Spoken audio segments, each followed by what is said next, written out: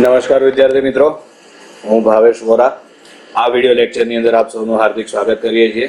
આપણે આ વિડિયો લેક્ચરમાં હવે શરૂ કરવા જઈ રહ્યા છીએ યુનિટ થર્મોડાયનેમિક્સ, બરાબર છે। તો હવે એમાં આપણે શરૂઆત કરીએ તો એમાં સૌથી પહેલા આપણે તાપીય સંતુલન સમજવાનું છે। તાપીય સંતુલન, બરાબર છે। નોર્મલી આ બધાને ખબર જ હોય છે તાપીય સંતુલન એટલે શું એમ। તો ધારો કે બે તંત્ર હોય, બરાબર, ધારો કે બે તંત્ર હોય, તંત્ર એ અને તંત્ર બી, બરાબર। આ તંત્ર એ એને અડીને આપણે અહીં આગળ મૂકી દઈએ તંત્ર બી, બરાબર છે। હવે ધારો કે પ્રારંભમાં બંનેના તાપમાન જુદા જુદા છે। તંત્ર એ માટેનું તાપમાન TA અને તંત્ર બી માટેનું તાપમાન છે TB। આ બંને તાપમાન સરખા નથી, એટલે not equal to TA not equal to TB, બંનેના તાપમાન એક સરખા નથી, બરાબર છે। હવે આ બંને તંત્રને ઉષ્મીય રીતે અલગ કરવામાં આવે છે। આ બંનેને ઉષ્મીય રીતે પરિસરથી અલગ કરી દો। પરિસર એટલે આજુબાજુનું વાતાવરણ, એટલે કે ટૂંકમાં આજુબાજુનું વાતાવરણ અને તંત્ર વચ્ચે ઉષ્માની આપલે થશે નહીં। આજુબાજુનું વાતાવરણ અને તંત્ર વચ્ચે ઉષ્માની આપલે થશે નહીં। ખાલી ઉષ્માની આપલે કોની વચ્ચે થશે? તો ઉષ્માની આપલે એ અને બી વચ્ચે થશે, બરાબર છે। એમાં પણ ઉષ્મા વધુ તાપમાનથી ઓછા તાપમાન તરફ પ્રસરણ પામે, બરાબર। ક્યાં સુધી પ્રસરણ પામે? તો જ્યાં સુધી બંનેના તાપમાન એક સમાન ન થાય ત્યાં સુધી। જ્યારે બંનેના તાપમાન એક સમાન થઈ જાય ત્યાર પછી, તો જ્યારે બંનેના તાપમાન એક સમાન થઈ જાય ત્યાર પછી વિનિમય પામતી ઉષ્મા શૂન્ય। જ્યારે બંનેના તાપમાન એક સમાન થઈ જાય, બરાબર છે, ત્યાર પછી વિનિમય પામતી ઉષ્મા, વિનિમય પામતી ઉષ્મા શૂન્ય, એટલે એમની વચ્ચે ઉષ્માની આપલે થશે નહીં। અને આ વખતે તંત્ર એ અને તંત્ર બી વચ્ચે તાપીય સંતુલન સ્થપાય છે તેમ કહેવાય, બરાબર। આ વખતે તંત્ર એ અને તંત્ર બી, તંત્ર એ અને તંત્ર બી આ બંને તાપીય સંતુલનમાં છે, તાપીય સંતુલનમાં છે તેમ કહેવાય, બરાબર છે। આ બંને તાપીય સંતુલનમાં છે તેમ કહેવાય, બરાબર છે। આના જ ઉપરથી હવે થર્મોડાયનેમિક્સનો પહેલો નિયમ આવે છે, સોરી, એટલે આમ પહેલો થાય પણ એને ક્રમ પ્રમાણે શૂન્ય ક્રમનો નિયમ કહેવાય છે, બરાબર। થર્મોડાયનેમિક્સનો શૂન્ય ક્રમનો નિયમ, બરાબર છે। એમાં ટોટલ આપણે 3 તંત્ર લેવાના છે, બરાબર। તંત્ર એ, તંત્ર બી અને તંત્ર સી, બરાબર છે। આમાંથી ધારો કે ઉપરની બાજુએ આપણે મૂકી દઈએ આ છે તંત્ર એ, બરાબર। પછી નીચેની બાજુએ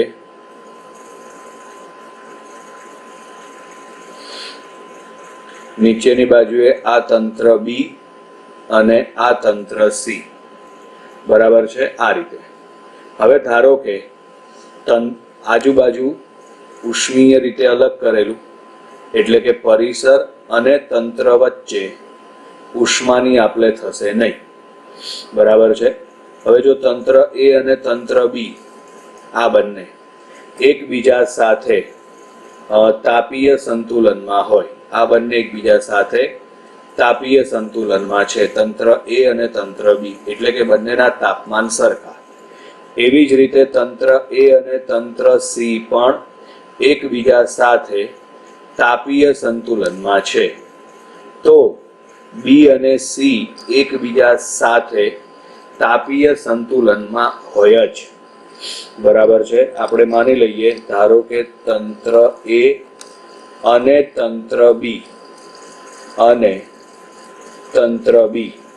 આ બંને જે પ્રમાણે આપણે આકૃતિ દોરી છે એ પ્રમાણે આપણે લખીએ છીએ. તંત્ર એ અને તંત્ર બી એકબીજા સાથે તાપીય સંતુલનમાં છે. બરાબર. તેવી જ રીતે તંત્ર એ અને તંત્ર સી પણ એકબીજા સાથે તાપીય સંતુલનમાં છે. તંત્ર એ અને તંત્ર બી એકબીજા સાથે તાપીય સંતુલનમાં છે. એવી જ રીતે તંત્ર એ અને તંત્ર સી પણ એકબીજા સાથે તાપીય સંતુલનમાં છે. તો બી અને સી એકબીજા સાથે તાપીય સંતુલનમાં છે તેમ કહેવાય. બરાબર છે. એટલે કે ત્રણે ત્રણના તાપમાન એક સરખા મળશે. ત્રણે ત્રણના તાપમાન એક સરખા એટલે કે TA બરાબર TB બરાબર TC. ત્રણે ત્રણના તાપમાન એક સરખા મળશે.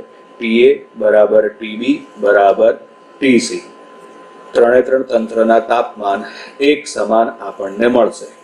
બરાબર. આને થર્મોડાયનેમિક્સનો શૂન્ય ક્રમનો નિયમ કહેવાય. બરાબર છે. એ થર્મોડાયનેમિક્સનો શૂન્ય ક્રમનો નિયમ કહેવાય. બરાબર. હવે ત્યાર પછી આગળ આવશે ફેઝ ડાયાગ્રામ. બરાબર છે.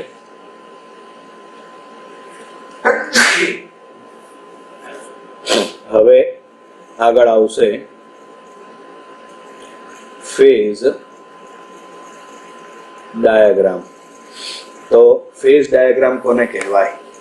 તો પદાર્થના જનરલી ત્રણ સ્વરૂપ આપણે જાણીએ જ છીએ.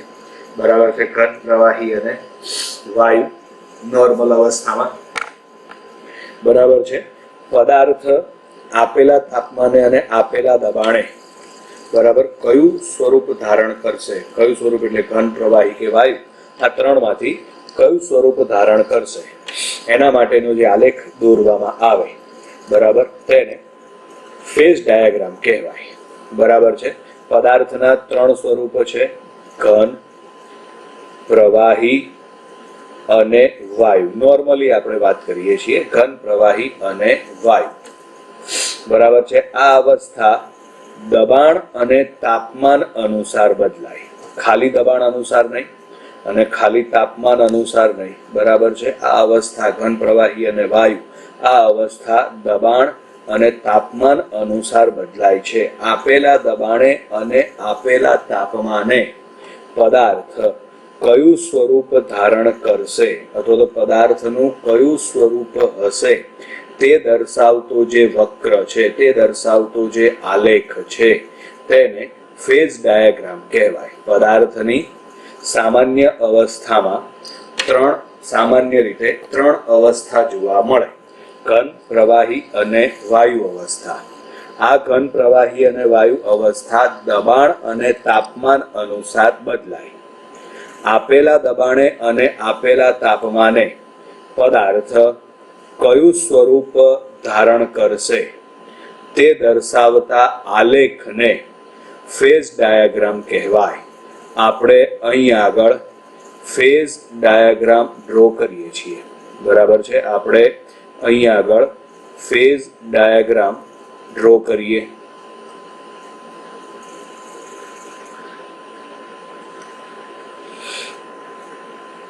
બરાબર.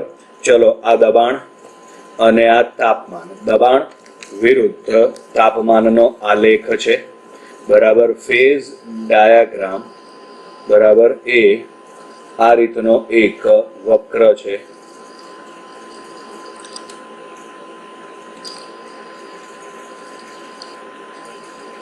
આ રીતે આપ બરાબર છે.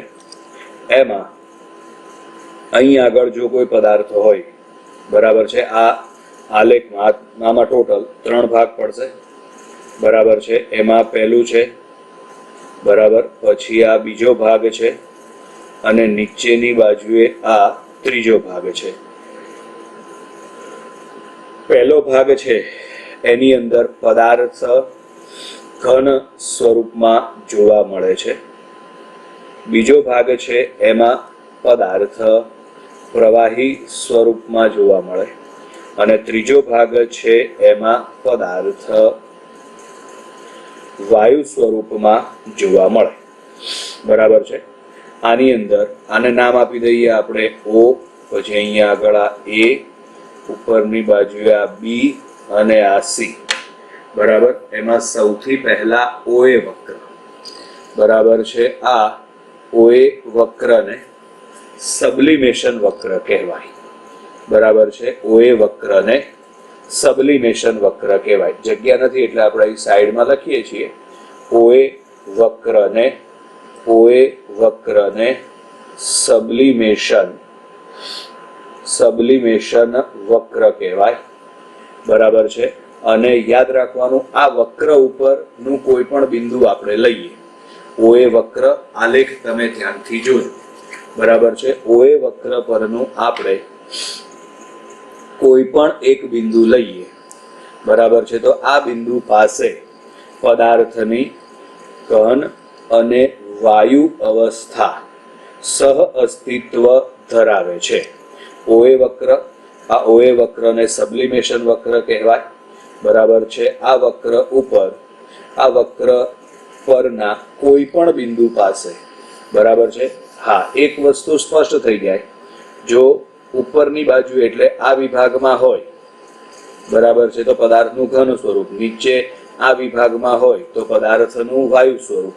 પણ જો OA વક્ર ઉપરનું કોઈ બિંદુ હોય તો OA વક્ર પરનું કોઈ પણ બિંદુ હોય તો આ બિંદુ પર ઘન અને વાયુ સ્વરૂપ, ઘન અને વાયુ સ્વરૂપ સહ અસ્તિત્વ ધરાવે છે. ઘન અને વાયુ સ્વરૂપ સહ અસ્તિત્વ ધરાવે છે. બરાબર. OA વક્ર, આ વક્રને સબલિમેશન વક્ર કહેવાય. આ વક્ર પરના કોઈ પણ બિંદુ પાસે ઘન અને વાયુ સ્વરૂપ સહ અસ્તિત્વ ધરાવે છે. બરાબર છે. ત્યાર પછી આગળ આવશે હવે AB વક્ર. બરાબર છે. આ AB વક્રને ફ્યુઝન વક્ર કહેવાય.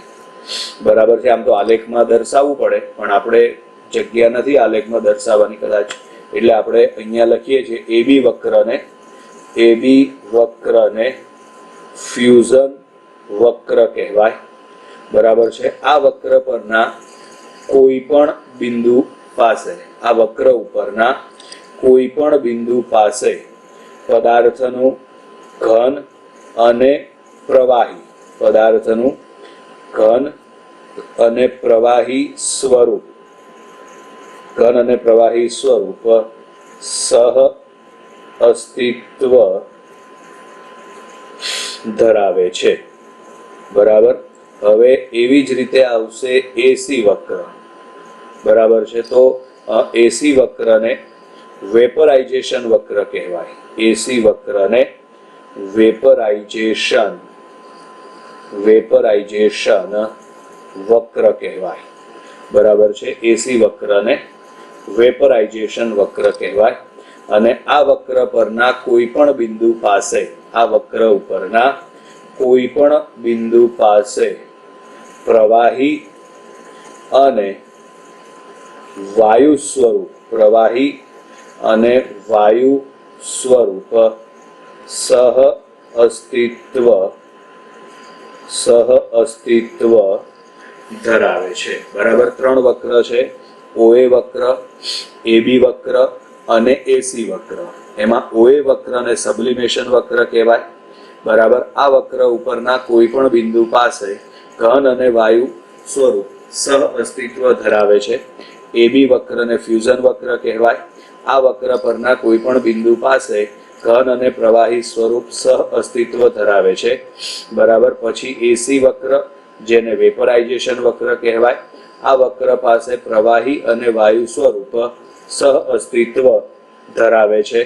હવે આલેખ જુઓ તો ત્રણે ત્રણ વક્ર એટલે સબલિમેશન વક્ર, ફ્યુઝન વક્ર અને વેપરાઇઝેશન વક્ર, આ ત્રણે ત્રણ વક્ર એ બિંદુ પાસે છેદે છે, બરાબર છે. પરિણામે આ એ બિંદુને ટ્રિપલ પોઈન્ટ કહેવાય, બરાબર. એ બિંદુ પાસે પદાર્થની ત્રણેય અવસ્થા, પદાર્થના ત્રણેય સ્વરૂપ સહ અસ્તિત્વમાં જોવા મળે છે. એ બિંદુ પાસે ત્રણે ત્રણ વક્ર ભેગા થાય છે. ત્રણે ત્રણ વક્ર એટલે સબ્લિમેશન વક્ર, ફ્યુઝન વક્ર અને વેપરાઇઝેશન વક્ર.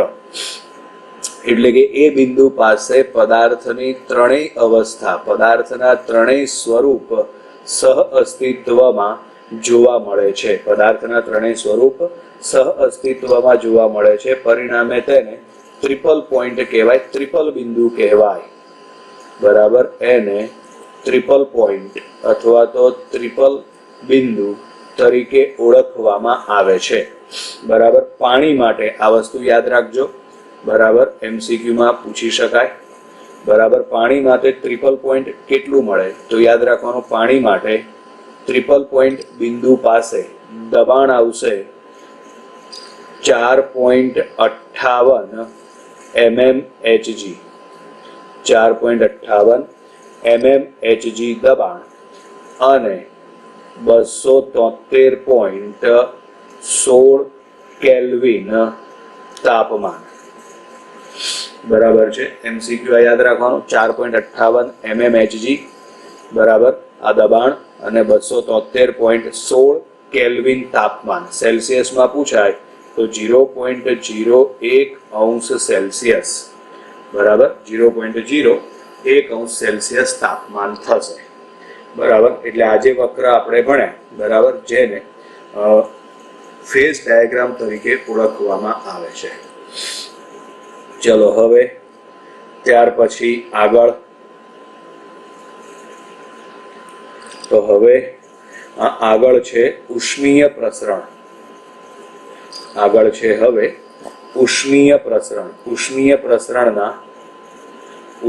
પ્રસરણ ટોટલ 3 પ્રકારે જોવા મળે. ઉષ્મીય પ્રસરણ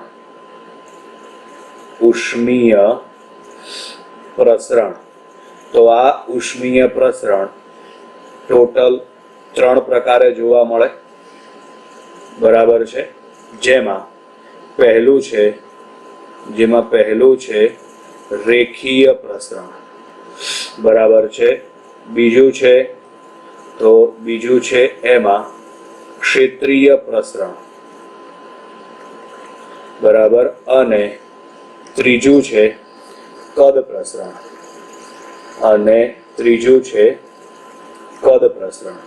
ચલો એમાં રેખીય પ્રસરણ તો યાદ રાખવાનું, રેખીય પ્રસરણ છે ને એ એક પરિમાણમાં જોવા મળશે, બરાબર છે. એમાં માત્ર પદાર્થની લંબાઈમાં જ ફેરફાર થાય છે, માત્ર પદાર્થની લંબાઈમાં જ ફેરફાર થાય છે. અને આ વસ્તુ ધ્યાનમાં રાખવાની, લંબાઈમાં થતો ફેરફાર એટલે કે ડેલ્ટા એલ એ મૂળ લંબાઈના સમપ્રમાણમાં અને તાપમાનમાં થતા ફેરફારના સમપ્રમાણમાં હોય છે. લંબાઈમાં થતો ફેરફાર એ મૂળ લંબાઈના સમપ્રમાણમાં અને લંબાઈમાં થતા ફેરફારના સમપ્રમાણમાં હોય છે. એટલે કે એના ઉપરથી લખાશે ડેલ્ટા એલ બરાબર alpha L into delta t. Delta L બરાબર alpha L into delta t, બરાબર છે. જ્યાં આલ્ફા એટલે આવશે રેખીય પ્રસરણાંક. આમાં આલ્ફાને કહેવાય રેખીય પ્રસરણાંક, આલ્ફાને કહેવામાં આવે રેખીય પ્રસરણાંક. આલ્ફાનો એકમ શું આવશે તો આલ્ફાનો એકમ આવશે અંશ સેલ્સિયસ ઇનવર્સ અથવા તો કેલ્વિન ઇનવર્સ. આલ્ફાનો એકમ શું આવશે અંશ સેલ્સિયસ ઇનવર્સ અથવા તો કેલ્વિન ઇનવર્સ, બરાબર. ચલો એટલે આ માહિતી છે ને એ રેખીય પ્રસરણની પૂરી થઈ, બરાબર. એમાં આવતું જે સમીકરણ છે એ સમીકરણ આપણે મેઇન યાદ રાખવાનું છે ડેલ્ટા એલ બરાબર alpha L into delta t. Delta L બરાબર alpha L into delta t. ત્યાર પછી આગળ છે ક્ષેત્રીય પ્રસરણ. ચલો તો હવે ક્ષેત્રીય પ્રસરણમાં બે પરિમાણમાં ફેરફાર થાય, એટલે કે પદાર્થના ક્ષેત્રફળમાં ફેરફાર થાય. નામ ઉપરથી જ લેવાનું છે, પદાર્થના ક્ષેત્રફળમાં ફેરફાર. બરાબર, એટલે એમાં યાદ રાખવાનું બે પરિમાણમાં ફેરફાર થાય. આગળ રેખીય પ્રસરણ હતું, એમાં એક પરિમાણમાં જ ફેરફાર થાય. જ્યારે ક્ષેત્રીય પ્રસરણ છે એમાં ક્ષેત્રફળમાં ફેરફાર, એટલે કે બે પરિમાણમાં ફેરફાર થાય. બરાબર, તો એના માટેનું સમીકરણ જેમ આપણે રેખીય પ્રસરણ માટે સૂત્ર લખ્યું, બરાબર છે, એવી જ રીતે ક્ષેત્રીય પ્રસરણ માટે ક્ષેત્રફળમાં થતો ફેરફાર ડેલ્ટા એ બરાબર આવશે બીટા ઇન્ટુ એ ઇન્ટુ ડેલ્ટા ટી, જ્યાં એ એટલે મૂળ ક્ષેત્રફળ અને ડેલ્ટા ટી એટલે તાપમાનનો ફેરફાર. બરાબર છે, જ્યાં બીટાને શું કહેવાય, તો બીટાને કહેવામાં આવે ક્ષેત્રીય પ્રસરણાંક. જેમાં બીટાને કહેવામાં આવે ક્ષેત્રીય પ્રસરણાંક. બીટાને કહેવામાં આવે ક્ષેત્રીય પ્રસરણાંક. એકમ તો આવશે અંશ સેલ્સિયસ ઇનવર્સ, અથવા તો બીજો એકમ આવશે કેલ્વિન ઇનવર્સ. બરાબર છે, આલ્ફા અને બીટા વચ્ચેનો સંબંધ. તો આલ્ફા બીટા વચ્ચેનો સંબંધ આપણે યાદ રાખવાનો કે ભાઈ બીટા બરાબર, તો બીટા બરાબર આવશે 2 આલ્ફા. આલ્ફા બીટા વચ્ચેનો સંબંધ બીટા બરાબર આવશે 2 આલ્ફા. ચલો હવે ત્યાર પછી છેલ્લે છે કદ પ્રસરણ. કદ પ્રસરણ એટલે તો આમાં પદાર્થના કદમાં ફેરફાર જોવા મળે. પદાર્થના કદમાં ફેરફાર. પદાર્થના કદમાં ફેરફાર એટલે આ ત્રિપરિમાણમાં ફેરફાર આવશે. આ ત્રિપરિમાણમાં ફેરફાર આવશે. બરાબર છે, જ્યાં ડેલ્ટા વી બરાબર ગેમા વી ઇન્ટુ ડેલ્ટા ટી. કદમાં ફેરફાર જે ત્રિપરિમાણમાં ફેરફાર જોવા મળે છે એમાં આવશે ડેલ્ટા વી બરાબર ગેમા વી ઇન્ટુ ડેલ્ટા ટી. બરાબર છે, જ્યાં ડેલ્ટા વી એટલે કદમાં થતો ફેરફાર. ગેમા એટલે એને કહેવામાં આવે કદ પ્રસરણાંક. ગેમા એટલે એને કહેવાય કદ પ્રસરણાંક. ડેલ્ટા ટી એટલે તાપમાનનો ફેરફાર. બરાબર, ડેલ્ટા ટી એટલે તાપમાનનો ફેરફાર. ગેમા એટલે કદ પ્રસરણાંક. વી એટલે પદાર્થનું મૂળ કદ આવશે. બરાબર છે, હવે આલ્ફા અને ગેમા વચ્ચેનો સંબંધ તો ત્રિપરિમાણમાં છે, એટલે ગેમા બરાબર લખાશે 3 આલ્ફા. ગેમા બરાબર લખાશે 3 આલ્ફા. બીટા બરાબર 2 આલ્ફા. બરાબર, આ ત્રણ સમીકરણ આપણે મેઇનલી યાદ રાખવાના છે. બરાબર, એમાં છે ડેલ્ટા એલ બરાબર alpha L into delta T. પછી ક્ષેત્રીય પ્રસરણ માટે ડેલ્ટા એ બરાબર બીટા ઇન્ટુ એ ઇન્ટુ ડેલ્ટા ટી. અને કદ પ્રસરણ માટે ડેલ્ટા વી બરાબર ગેમા વી ઇન્ટુ ડેલ્ટા ટી. બરાબર, ચલો હવે ત્યાર પછી આગળ કે આપણે માનો કે જે સમીકરણ છેલ્લે લખ્યું, સમીકરણ છેલ્લે એટલે કે આપણે કદ પ્રસરણનું જે સૂત્ર લખ્યું, બરાબર છે, આવું છે ડેલ્ટા વી બરાબર ગેમા વી ઇન્ટુ ડેલ્ટા ટી. બરાબર છે, પણ એક વસ્તુ ધ્યાનમાં રાખવાનું, જ્યારે ઘણી વખત આ જે સૂત્ર છે એમાં ઘનતા વિશે પણ પૂછે છે. બરાબર, તો ભાઈ ઘનતામાં થતો પ્રતિશત ફેરફાર શોધો. બરાબર છે, ઘનતામાં થતો પ્રતિશત ફેરફાર. બરાબર, ઘનતામાં થતો પ્રતિશત ફેરફાર શોધો. તો એ ફેરફાર મેળવવા માટે ઘનતામાં થતો પ્રતિશત ફેરફાર મેળવવા માટે સૂત્ર યાદ રાખજો, જે ગણતરી કરાવીએ છીએ એ પણ ધ્યાનથી આ જ સૂત્રથી શરૂઆત થશે, બરાબર છે, જેમાં આપણે માની લઈએ ધારો કે પ્રારંભમાં કદ છે V0 અને અંતિમ અવસ્થામાં પદાર્થનું કદ છે V, તો એના માટે સૂત્ર આવું લખાશે V માઇનસ V0 બરાબર gamma V0 delta T. V minus V0 બરાબર ગેમા V0 ડેલ્ટા ટી. ચલો આ V0 સામેની બાજુએ લઈ જાઓ તો એ માઇનસ છે તો પ્લસ થઈ જાય, એટલે V બરાબર V0 plus gamma V0 delta T. હવે આમાંથી તમે V0 કોમન કાઢી લો, બરાબર, V0 કોમન કાઢો એટલે કૌંસમાં બાકી વધશે 1 પ્લસ ગેમા ડેલ્ટા ટી. ચલો V અને V0 ની કિંમત લખીએ આપણે. V એટલે કદ બરાબર, તો કદ બરાબર આવશે દળ ભાગ્યા ઘનતા ρ.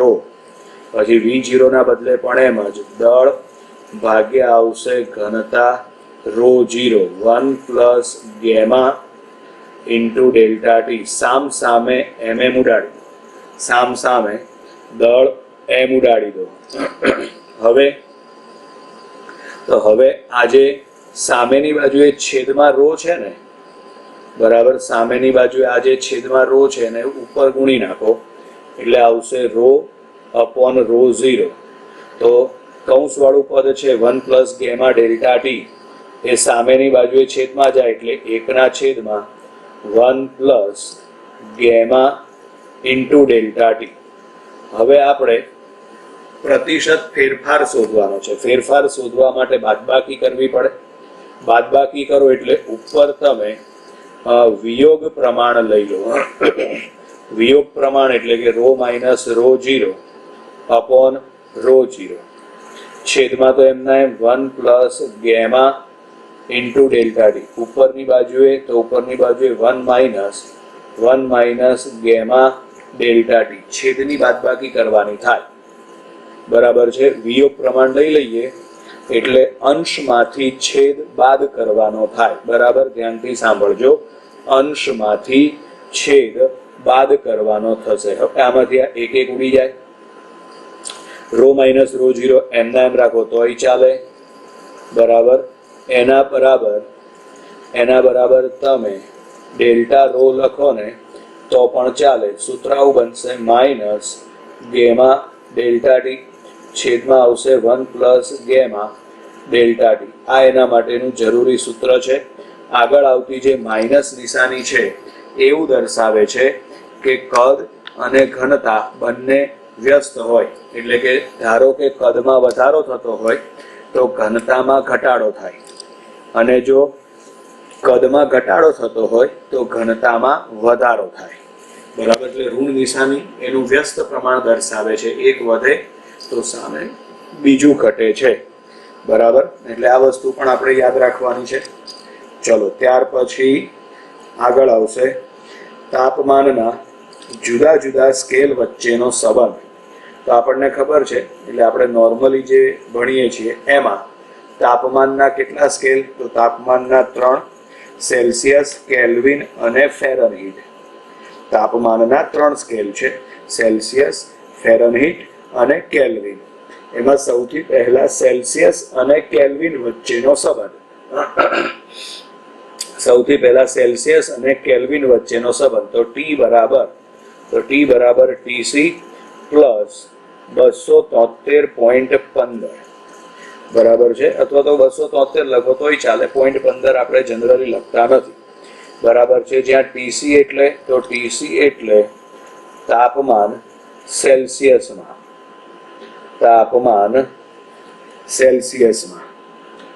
બરાબર. અને T એટલે તાપમાન કેલ્વિનમાં, બરાબર છે.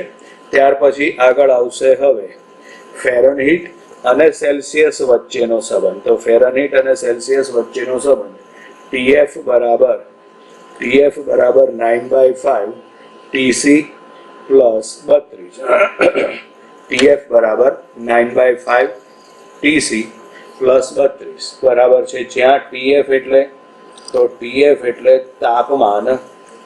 તાપમાન ફેરનહીટ માપક્રમની અંદર બરાબર છે.